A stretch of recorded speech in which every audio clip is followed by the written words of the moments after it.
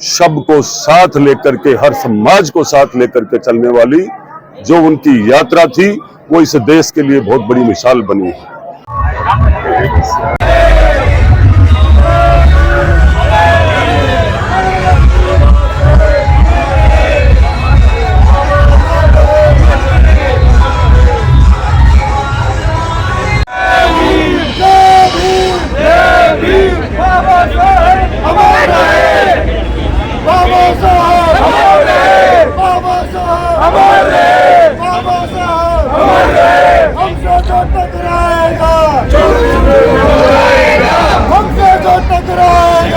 आज 134वीं जन्म जयंती है भारत के संविधान निर्माता डॉक्टर भीमराव अंबेडकर जी की।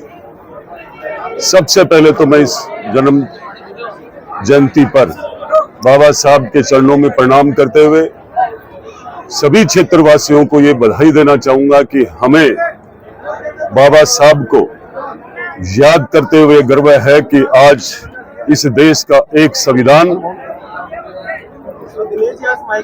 कड़ी मेहनत के बाद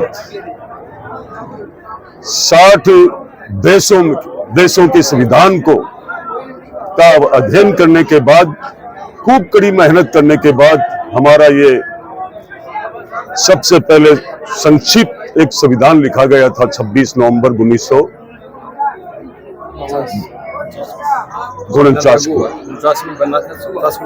और 26 जनवरी 1950 को लागू हुआ।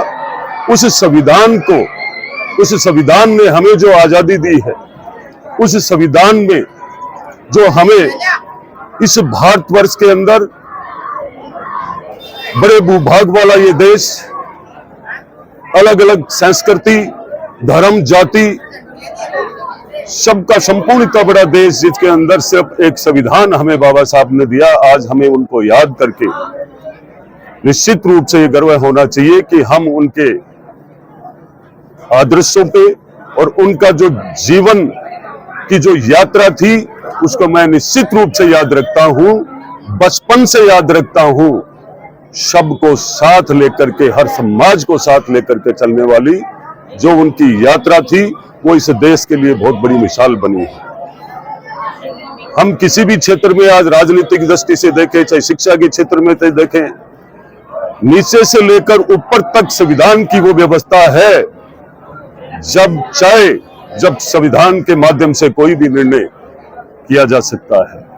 आज इस देश के लोकप्रिय प्रधानमंत्री जी ने जब 2014 से लेकर आज 2025 तक जो भी कार्य किए हैं, वो संविधान को लेकर के, संविधान के माध्यम से किए हैं। और 70 साल पहले जिस संविधान की आवश्यकता हुई थी, वही संविधान आज भी उतना ही जरूरी है हमारे देश को, हम सबको। आप देखिए, अमेरिका जैसे बहुत बड़े मजबूत देश की स्थिति यह है कि उसमें भी दो संविधान है, प्रदेश का अलग है, केंद्र का अलग है। तो हमारे देश के अंदर जो हमारा संविधान निर्माता है, उनको हमें याद करते हुए गर्व है कि उन्होंने कितना मेहनत से ये संविधान हमें दिया और हम सब देशवासी सुरक्षित है।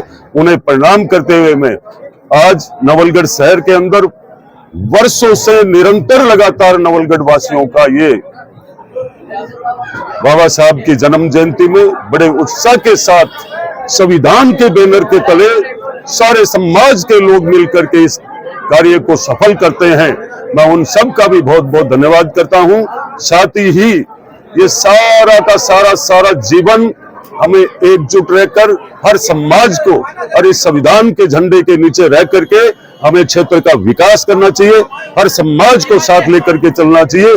इसी के साथ मैं आप सबका धन्यवाद करते हुए जय भीम, जय भारत।